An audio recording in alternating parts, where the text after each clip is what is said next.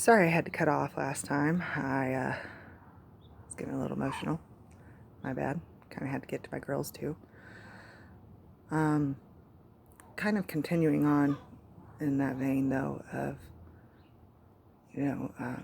questions people ask, well, was there any benefit? And I want to pause because, as is noted in the description for this video, this is going to be a very graphic video, very extremely graphic video, detailing something I witnessed there. And I think even if you took away everything else and just left this one memory, I would still say it wasn't worth it. Not one bit.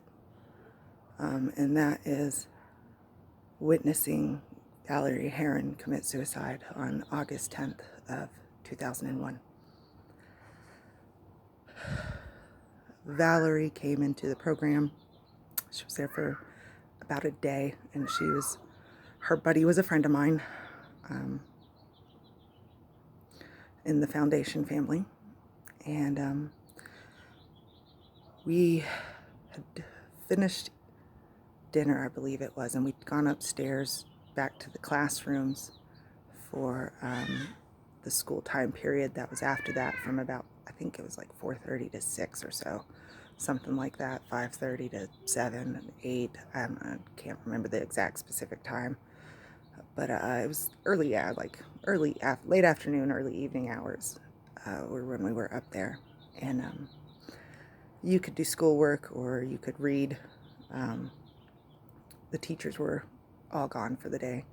Teachers. Anywho,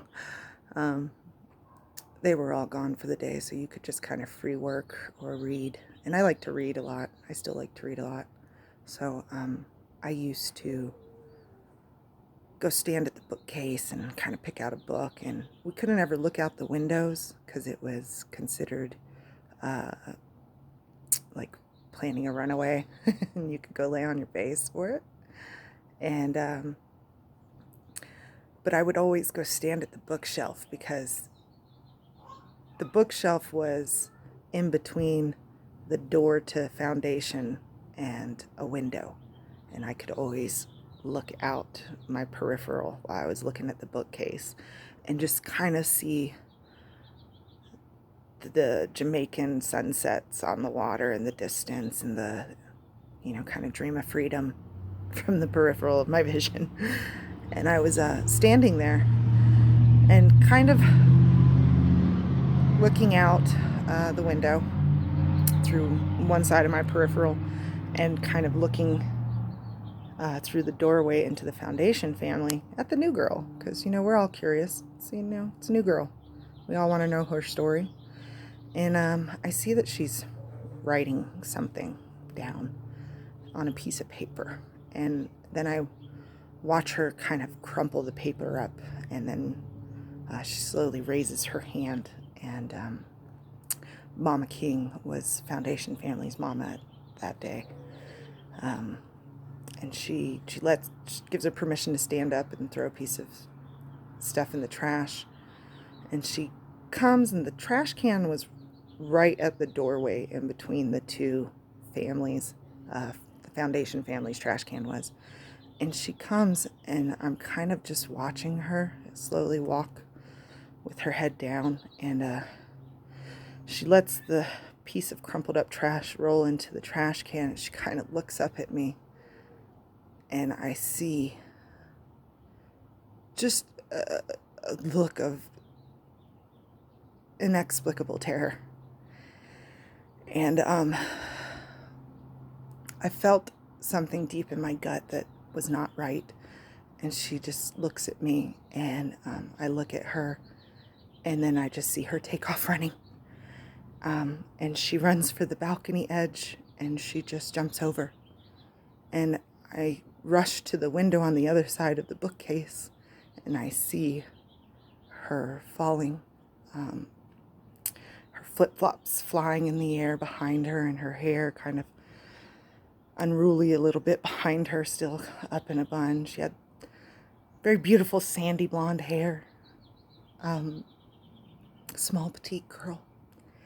And I see her falling, and she never put her hands out, and she never screamed.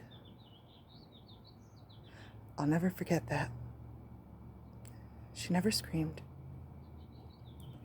And she hit the ground, and the force of it shook the ground, and it shook the walls and the bookcases and everything, and everybody's screaming at this point. Some of the upper levels had been on the roof, and some people thought one of them had fallen off. Somebody thought somebody else had jumped off, but we all knew somebody had fallen and died. And I remember looking out the window and seeing another friend of mine on upper levels just coming out to the courtyard and looking down at her. And I'm looking down at her, and they make the death rattle sound in movies, and it's nothing in real life. While I was looking down at her, I watched her take her last breath, or release her last breath, whatever it is that does that, and I watched her die in that moment, right in the courtyard, as blood started pouring out of her head and her eyes and her nose and her mouth, and you could see her breath bubbling in the blood. And everybody was freaking out, and I remember very calmly turning to Mama Bolton, who was holding my sister Marina, who was crying and screaming that she wasn't dead, that she was still breathing. And I calmly walked over to Miss Mama Bolton and just asked her, I said, may I please go down and see if I can give her mouth to mouth? I am CPR certified, because I was CPR certified from being a babysitter before I got sent to the programs. And Mama Bolton she was crying and holding Marina, and she just told me to sit down, Pitney, sit down. And I went to my desk and I just sat down. And I kind of looked at everybody freaking out, and my world hasn't been the same since.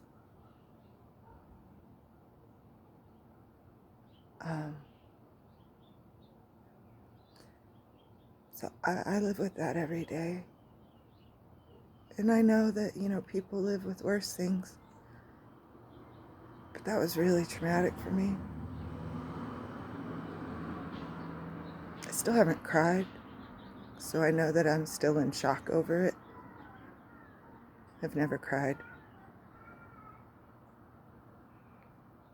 She changed our world in an instant. And she taught me a very valuable lesson. Life is precious. Life is so precious. But nobody should ever have to live with that memory to know that life is precious.